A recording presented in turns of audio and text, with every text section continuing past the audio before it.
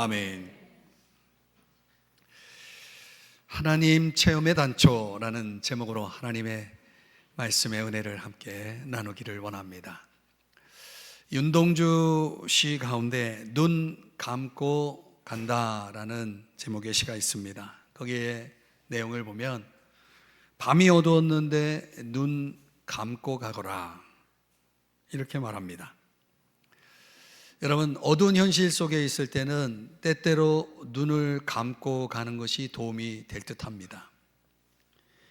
가진 바 씨앗을 뿌리면서 가거라. 아마도 시인은 이 씨앗을 희망이라 생각했을 것입니다. 어두운 현실 속에 필요한 것은 희망이죠. 발뿌리에 돌이 채이거든 감았던 눈을 바짝 떠라. 여러분, 살아가면서 발뿌리에 돌이 채일 때가 있습니다. 갑작스럽게 감겼던 눈이 떠지는 거죠.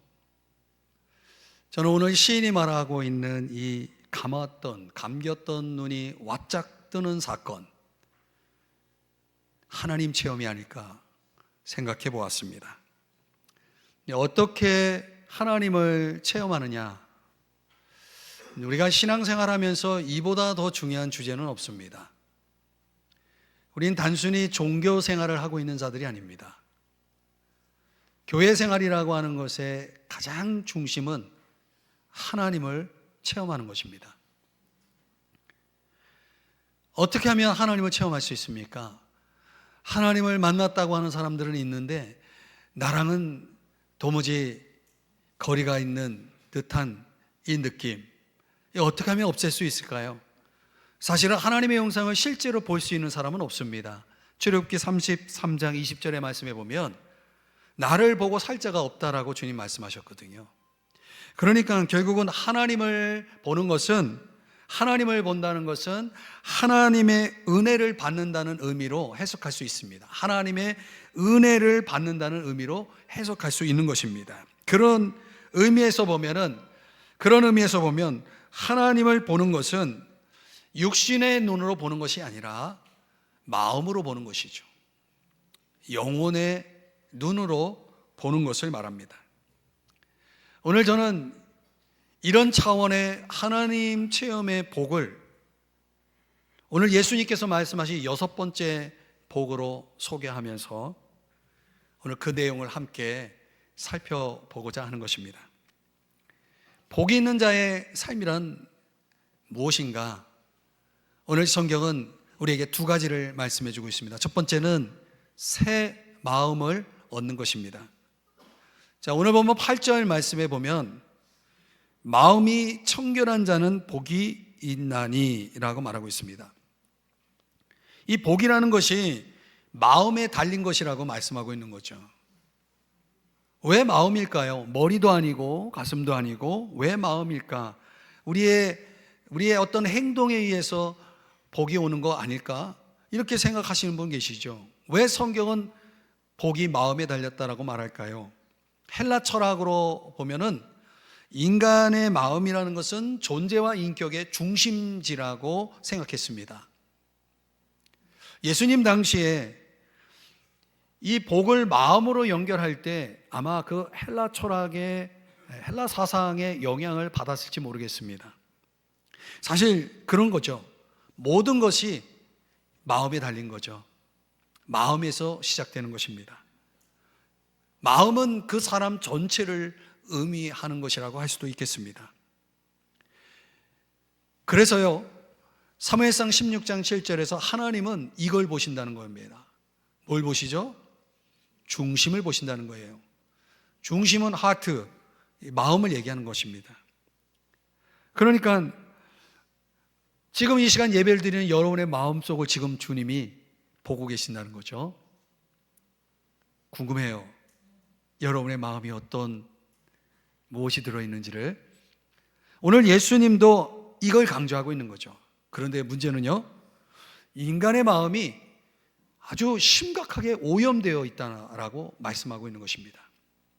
예레미야 17장 9절 말씀해 보면 만물보다, 이 세상 만물보다 더 거짓되고 아주 썩어 있는 상태, 이게 사람의 마음이라고 설명하고 있습니다. 마태복음 15장에 보면은 예수님도 사람의 마음에서 나오는 것을 다음과 같은 것이라고 말합니다. 악한 생각, 살인, 간음, 음란, 도둑질, 거짓 증언, 비방, 이런 것들이 사람을 결국 더럽히고 있다라고 진단을 하고 있는 것이죠. 여러분은 그렇습니다.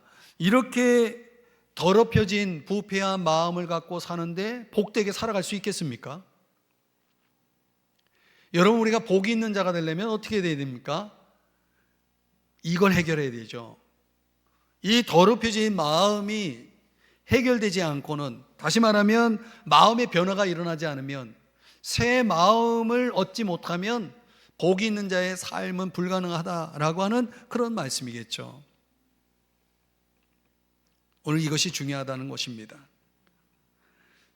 새 마음이라고 할 때 오늘 성경에서는 8절 말씀에서는 청결한 마음이다라고 설명하고 있습니다. 이 청결이라고 하는 단어는 헬라어로 카타로스라고 하는 단어입니다.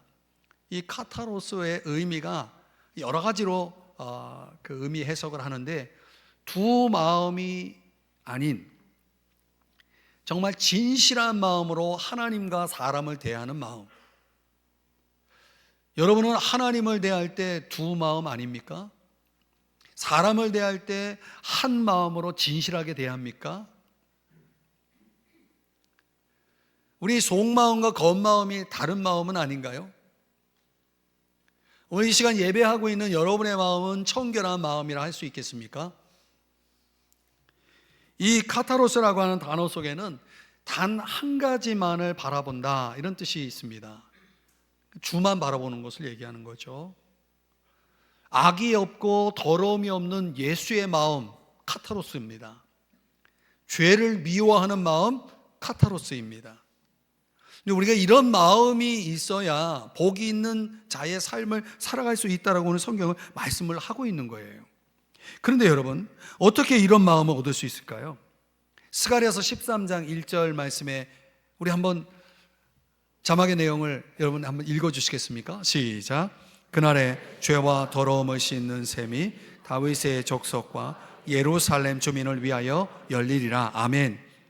여기 셈이 바로 저와 여러분의 죄를 위해서 예수 그리스도께서 십자가에서 죽으실 때 흘리신 피를 얘기합니다. 보혈의 셈이죠. 이걸 믿을 때 우리 마음에 새 마음이 주어진다라고 말하고 있는 것이죠. 여러분은 예수 그리스도께서 여러분의 죄 때문에 십자가에서 흘리신 그 피, 보혈을 믿으십니까? 그럼 여러분 마음속에 새 마음이 들어갈 수 있는 거예요.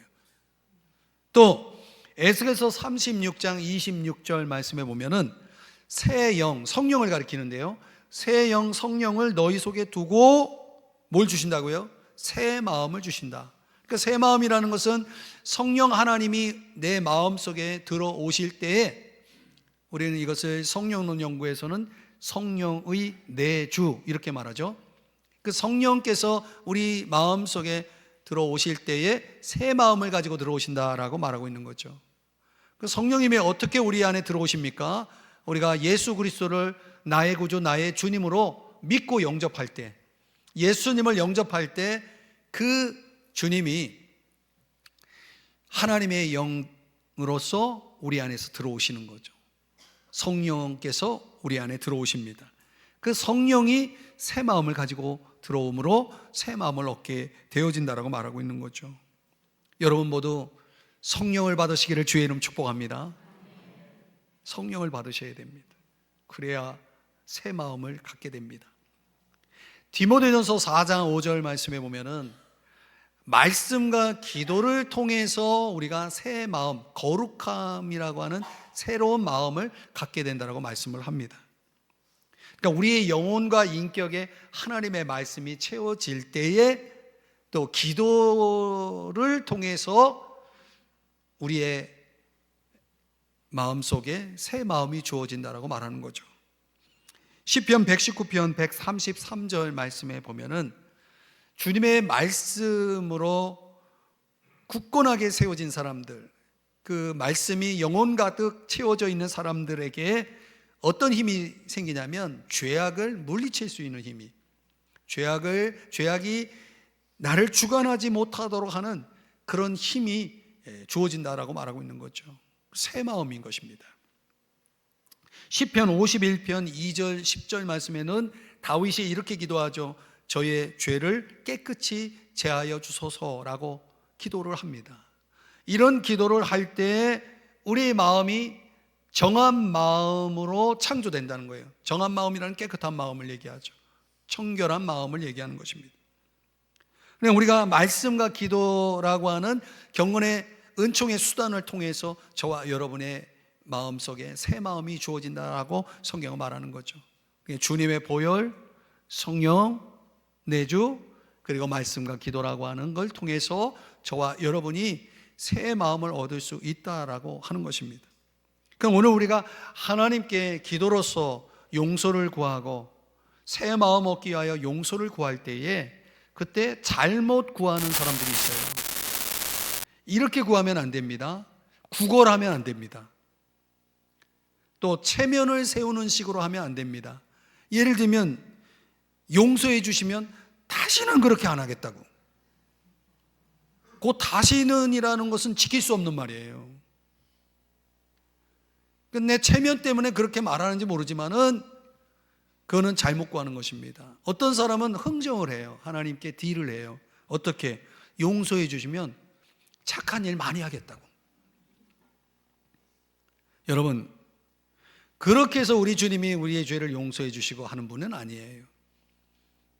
우리가 바르게 구하는 방법, 새 마음 얻기 위해 바르게 구하는 방법은 주의 성품, 주님의 약속에 근거해서 그걸 신뢰함으로 내가 기도할 때에 그분이 요한일서 1장 9절에 뭐라고 말씀하냐면 그는 미쁘시고 의로우사 신실하시다는 뜻이거든요. 그 신실하심은 약속을 지키는 신실함이죠. 그래서 우리가 기도할 때 그분은 우리를 깨끗하게 하실 것이라고 하는 믿음으로 우리를 온전하게 즉각적으로 우리를 깨끗하게 하실 것이라고 하는 믿음으로 구하는 것이 올바르게 주님 앞에 기도하는 방법임을 여러분 깨달으시고 주님 앞에 그런 방식으로 기도하시기 바랍니다. 오늘 우리가 지금 어떤 주제를 지금 계속 함께 생각해 보고 있냐면 깨끗한 마음이죠. 청결한 마음.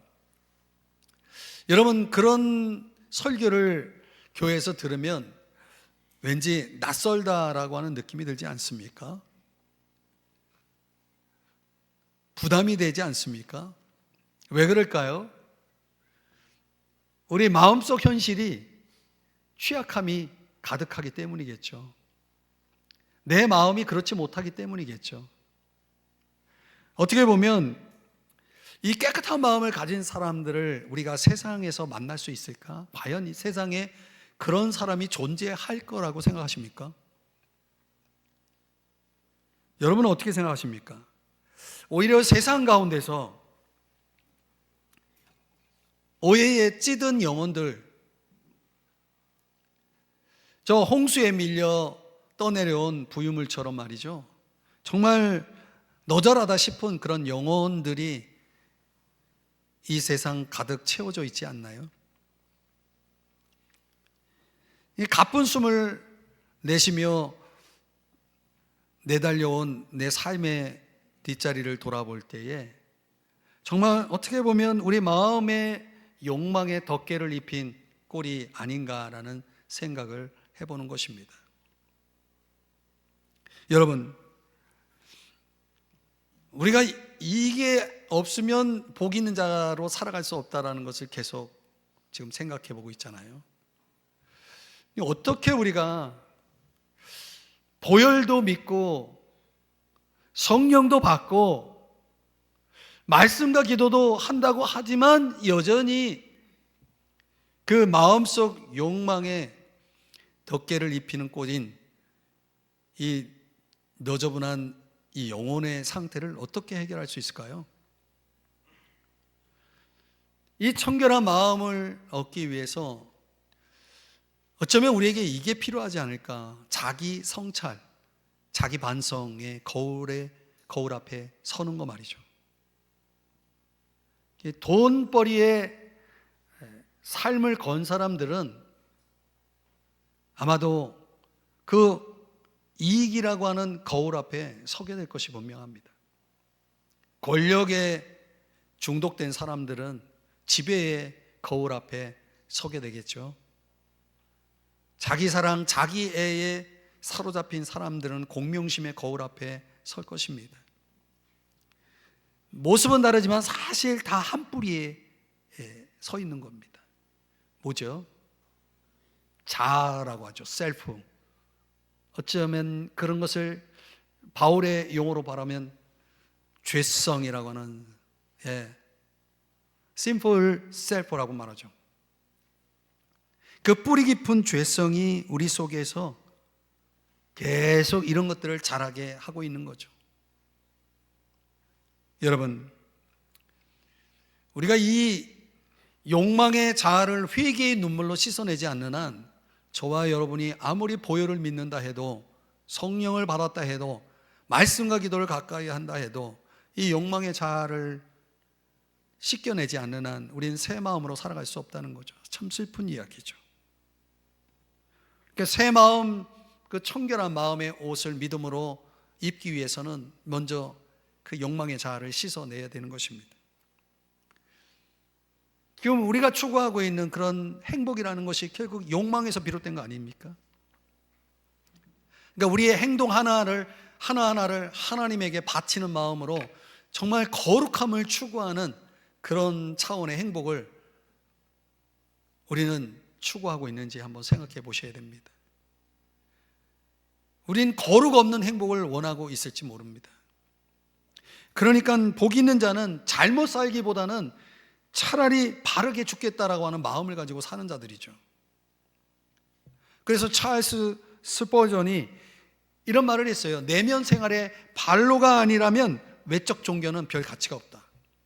여러분, 우리가 아무리 예배를 많이 드리고 봉사를 많이 하고 아무리 외적으로 드러나는 종교 행위가 있어도 내면 생활에서 변화된 그 모습이 아니라면은 별 가치가 없다라고 말하는 거죠. 그래서 말인데요, 여러분, 결국은요, 우리 내면 세계를 우리가 깊이 성찰해 보면 나로 하여금 새 마음으로 복이 있는 자의 길을 걸어가지 못하게 만드는, 그것을 태클 거는 뭔가 문제가, 핸디캡이 있다는 것을 우리가 깨달을 필요가 있는 거죠. 목회적으로나 성경적으로 보면 신앙이 깊이를 더 들어가지 못하는 사람들에게는 세 가지가 있더라고요. 뭐냐? 삶을 해치는 버릇이 있어요. 잘못된 버릇들이 있죠. 그 버릇을 고치지 못하면 계속 거기서 넘어지는 거예요. 더 깊이 못 들어가요. 새 마음으로 들어가지 못해요. 그냥 옛날 가지고 있었던 마음 가지고 그냥 겨우겨우 신앙적으로 버텨가는 거죠. 여러분, 버릇을 고쳐야 됩니다. 나의 삶을 망치는 버릇을 고쳐야 된다는 거예요. 또 어려움을 가져오는 문제들이 있어요. 어떤 사람들은 계속 그 문제 때문에 넘어져요. 그 문제 때문에 또 넘어지고. 그러니까 신앙으로 도약할 기회가 없어요. 계속 그것이 발목을 잡는 거죠. 그러니까 우리가 우리의 삶에 어려움을 가져오는 문제들을 그를 다룰 줄 아는 그런 사람이 되지 않는 한 우리가 새 마음으로 가지고 살아간다는 것은 사실 불가능할 수 있는 거죠. 또 하나, 지워버릴 수 없는 과거의 기억들이 있죠. 일종의 상처. 성경 그걸 뭐라고 말하냐면 쓴뿌리라고 말합니다. 쓴뿌리. 여러분, 우리가 신앙생활하면서 이 쓴뿌리를 제거하지 않으면요, 그 사람이 신앙적으로 깊이 있게 못 들어가요. 계속 거기서 막혀요. 근데 이런 것들을 다룰 수 있는 좋은 도움이 되는 과정이 있어요. 제일 먼저 해야 될 일이 뭔지 아세요? 내가 하나님이 아니라는 걸 인정해야 돼요. 이 말은 무슨 얘기냐면 내 인생 속에 내가 할 수 없는 일이 있다는 걸 인정해야 되는 거예요. 그걸 내가 억지로 하려고 그러면 여러분, 스트레스만 되고 병만 나요.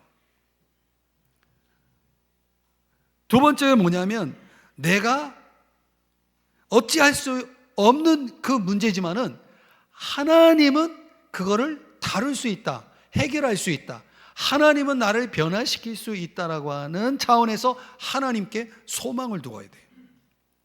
하나님께 소망을 가지라는 거예요. 하나님은 하실 수 있다라는 소망 말이죠. 그걸 가지고 있어야 되는 거예요. 그리고 세 번째는 하나님이 그런 연약한 나를 돌봐주시고 다스리시는 분이심을 믿고 내 삶을 그분께 커미트해야 되는 거예요. 맡겨드려야 되는 거죠. 그리고 마지막으로 해야 할 일은 이전 것을 청산하는 겁니다. 내 마음을 깨끗하게 씻어 내야 하는 것이죠. 어떤 내면 세계의 치유가 필요하신 차원에서의 제가 설명을 했지만은 이 짧은 시간에 설명드린 내용이지만 이 과정을 통해서 여러분들을 계속 발목 잡고 있는 새 마음으로 들어가지 못하게 하는, 신앙적 도약을 이루지 못하게 하는, 계속 나를 걸고 넘어지는 이 문제를 여러분들이 풀어내지 않는다면 새 마음 얻어 복 있는 자의 삶을 살아가는 것은 불가능한 겁니다. 그러니 사랑하는 여러분, 여러분의 내면의 모습을 자기 반성, 자기 성찰의 거울로 잘 비춰보세요. 무엇이 보이는지를 보세요. 씻어내야 됩니다. 새 마음이 주어져야 합니다. 여러분에게 이 새 마음이 있기를 주의 이름으로 축복합니다. 두 번째로 오늘 복 있는 자의 삶의 내용은 하나님을 체험하는 것이다 라고 이렇게 말씀합니다. 여러분, 제가 믿지 않는 분들에게 가장 많이 들어왔던 물음이 뭐냐면, 봤어? 얼마나 많은 분이 저에게 그렇게 묻는지 몰라요. 하나님을 봤냐 이거죠. 제가 믿지 않을 때 예수 믿는 사람에게 가장 많이 던졌던 말이기도 합니다. 그런데 여러분, 정말 하나님을 체험한다는 것이 가능한 일인가? 그런 세계가 있는가? 오늘 이 얘기를 들을 때 낯설게 느껴지시는 분이 이 안에 많이 있을 겁니다. 왜? 내가 경험해보지 않은 세계이기 때문에. 그러나 교회 안에는 틀림없이 하나님을 체험했다라고 말하는 사람들을 종종 보게 되거든요. 도대체 그들은 어떤 이유로 인해서 그렇게 되었을까? 여러분 한번 잘 들어보세요. 독일의 철학자 칼 야스퍼스가 한계 상황이라고 하는 거, 여러분 대학 다닐 때, 학교 다닐 때 이런 철학 공부할 때 들었을 겁니다. 한계 상황이라는 거. 이 한계 상황이라는 용어의 그 의미가 뭡니까? 인간의 유한성에 대한 강력한 자각을 얘기하는 거죠. 그러니까 내가 유한한 존재다라고 하는 것을 사람이 언제 깨닫게 됩니까? 이걸 깨닫지 못하는 사람들은요, 뭐든지 내가 마음먹으면 할 수 있다라고 생각하며 살아가기 때문에 이런 사람들에게는 하나님 체험의 차원은 상관이 없는 사람들이죠. 그러나 이 한계 상황이라는 게 인간이 얼마나 유한한 존재인지를 강력하게 자각하는 두 가지 사건이 일어나잖아요. 뭡니까? 죽음의 문제. 두 번째가 뭡니까? 내가 어찌할 수 없는 질병의 문제. 거의 대부분의 인간은 이 두 가지 문제 앞에서 자기의 유한성을 깊이 깨닫죠. 그래서 인생을 살아오다가 한 번도 느껴보지 못한 걸 느끼게 되는 거죠. 아, 이 세상에는 불가항력적인 일들이 있구나. 그러니까 우리의 이성과 어떤 경험 속에서 통합될 수 없는 미지의 세계가 있다는 거 아닙니까? 여러분, 실제로 있는 겁니다. 내가 경험하지 않았다고 없는 게 아니라 경험한 사람의 이야기를 들어보면 틀림없이 그 세계는 있는 것입니다. 그럼 신앙생활하면서 여러분 교회만 왔다 갔다 하겠습니까? 그 하나님 한번 체험해 봐야 되지 않겠습니까? 나랑은 상관없는 체험입니까? 그러면 여러분 종교 생활을 하는 거죠. 그래서 이 하나님 체험이라고 하는 것은 바로 그런 겁니다. 그럴 때 하나님을 체험한다는 거예요, 되게. 삶이 평탄하고 아무 문제 없고 그저 하는 일마다 잘 되고 이런 사람은 하나님을 체험할 기회가 없는 겁니다. 미안하지만 하나님을 체험한 사람 붙들고 한번 물어보세요. 어떻게 체험했는지, 어떤 상황에서 체험했는지. 제가 얘기한 게 진리라는 걸 알게 될 겁니다. 저도 예외가 아니고요. 그래서 오늘 하나님의 체험이라고 하는 이런 표현을 쓸 때 기독교에서는 그걸 은혜라고 말하는 것입니다. 왜냐하면 하나님이 보여주시는 만큼만 볼 수 있기 때문에 내가 보고 싶다고 그냥 아무 때나 보는 게 아니라 그분이 보여주셔야 내가 볼 수 있는 세계이기 때문에 그걸 은혜라고 우리가 말하는 것입니다. 그래서 오늘 성경의 8절에서 뭐라고 말씀합니까? 복이 있나니, 그 다음 무슨 복이라고 얘기해요? 그들이 하나님을 볼 것이며. 여러분, 하나님을 본다는 것이 그게 은혜고 그게 복이라고 성경은 말씀을 하고 있는 것입니다. 여러분은 진정 하나님을 보셨습니까? 하나님을 체험하셨습니까? 없는 얘기를 지금 가상해서 지금 하고 있는 겁니까? 그렇지 않아요. 우리의 신앙의 근간은 사실 이겁니다. 여기서 시작되는 겁니다. 바울이 로마서 1장 19절 20절에서 뭐라고 말씀하냐면 하나님을 알만한 것이 그들 속에 보임이라 그랬어요. 이거 뭘 얘기하는 겁니까? 양심을 얘기하는 겁니다. 인간은요, 믿음이 있든 없든 위기를 만나면 하나님 찾습니다. 물론 하나님이라고 하지는 않겠죠. 신이시오 하면서 하나님을 찾지 않습니까? 왜 그래요? 하나님을 알만한 양심을 하나님이 인간들에게 주셨기 때문에 그래요. 그것만 있는 것이 아니라 20절에는 그가 만드신 만물에 분명히 보여 알려졌다라고 말하고 있습니다. 그러니까 세상은 온통 하나님으로 충만하다는 얘기죠. 세상 속에는 내가 하나님 체험의 근거가 되는 것들이 너무나 많다는 거예요. 길가에 꽃을 보세요. 하나님의 작품 아닙니까? 공중을 나는 새를 보세요. 이 지역에 새가 많아요. 뭐 다른 데도 많겠죠.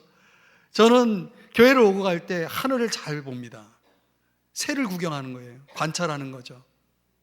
새들의 그 속삭임, 움직임, 그런 거 보면서 참 신기하다. 하나님의 작품이죠. 여러분 아십니까? 여러분 이웃의 기쁨과 슬픔과 눈물 속에도 하나님의 얼굴이 있다는 거. 우리가 이 하나님 체험의 세계를 볼 수 있는 눈만 가지면 그 이웃의 기쁨 속에서 흐뭇하게 웃고 계시는 하나님의 얼굴을 볼 수 있어요. 그 이웃의 아픈 눈물 속에도 정말 시름에 잠겨서 끙끙 앓고 있는 하나님의 얼굴이 보인다니까요. 그런 사람은 이 청결한 마음을 갖고 있는 그런 사람들만이 볼 수 있는 눈이겠죠. 그런데 말이죠, 로마서 1장 21절에는 그런 세상 속에 가득한 하나님 체험의 그 세계를 들여다볼 수 없다는 거예요. 왜? 이런 마음 때문에. 그 생각이 허망하여지며 미련한 마음이 어떻게 했다고요? 어두워졌나니. 그 마음이 너무 미련하고 너무 어둡기 때문에 그걸 볼 수 없는 거예요. 그래서 마태복음 5장 8절에 더 메시지 성경 번역본으로 보면 바깥 세상에서 보여지는 하나님을 볼 수 없는 거예요. 우리 내면 속으로 들어와 계신 하나님을 보는 체험도 있지만 바깥 세상에서 볼 수 있는 하나님을 보지 못하는 그런 결과가 되어지는 거죠. 좀 더 심도 있게 여러분들에게 말씀드릴까요? 하나님을 본다는 것은 이 세상 역사 속에서 하나님의 일하심을 발견하는 것을 얘기해요. 여러분, 이 세상을 누가 주관하고 있다고 생각합니까? 미국 대선에서 트럼프가 대통령이 됐다. 그거 누구의 작품입니까? 역사를 해석하는 기준들이 신앙 밖에서는 다양하겠지만은 성경은 한마디로 하나님이 하시고 계시다라고 말하고 있는 거죠. 그 자국 보호주의 철저한 근본주의 신앙을 가지고 있는 트럼프가 대통령이 된 이유가 틀림없이 있을 겁니다. 여러분, 역사의 주관자는 하나님이신 거죠. 우리가 모르는 하나님의 세계가 있는 것입니다. 그래서 하나님이 그 역사 하나하나를 그분의 손에 의해서 결정하고 계시는 겁니다. 여러분이 영혼의 눈이 뜨면 그게 느껴지고 깨달아집니다. 이 세상 역사의 품에서만 하나님이 보이는 것이 아니라 여러분의 개인의 삶 깊이 속에도 하나님이 보입니다. 하나님이 아니고서는 오늘 여러분이 이 자리에 있지도 못합니다. 지금까지 여러분이 살아오지도 못했을 것입니다. 나 한 사람의 역사 속에도 하나님의 손길이 있는 것입니다. 하나님을 본다는 것은 내 삶 속에 들어와 계신 하나님을 본다는 의미이기도 한 것입니다. 더 나아가 다시 오실 주님에 대한 약속을 의미하기도 합니다. 궁극적으로는 우리가 그 하나님을 볼 것입니다. 우리 주님이 재림하실 때 요한일서 3장 2절에 말하는 것처럼 그가 나타나시면 우리가 그와 같을 줄을 아는 것을 그의 모습을 그의 참모습 그대로 보게 될 것이다 라고 말하는 거죠. 종말론적으로 보면 우리는 그날에 주님을 친히 보게 될 것이고 그때 우리의 모습은 완전히 그분의 형상을, 인격을 완전히 본받은 영화로운 모습으로 그분을 보게 될 것이라는 것입니다. 사랑하는 여러분, 하나님을 체험하는 세계, 그것이 여러분의 신앙생활 속에 중심이 되기를 주의 이름으로 축복합니다. 한 심리학자의 말을 빌리자면 인간은 열망의 존재라고 말합니다. 적어도 3가지 열망을 가지고 있다는 거예요. 소년기의 시절에 갖는 열망은 소유에 대한 열망이라는 거예요. 그래서일까요? 애들은 뭔가를 갖는 것에 관심이 많아요.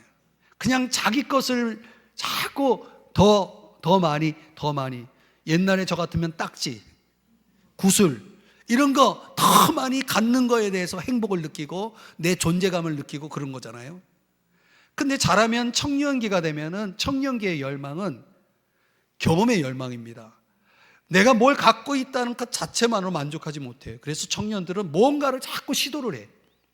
도전이라고 말하죠. 모험이라고 말하죠. 그런 것 속에서 만족을 느끼고 그 어떤 성취, 뭘 도전해서 성취한 것에 대한 큰 기쁨, 행복을 느끼는 시기가 청년기라고 말하죠. 그 청년기의 열망은 경험의 열망이라고 합니다.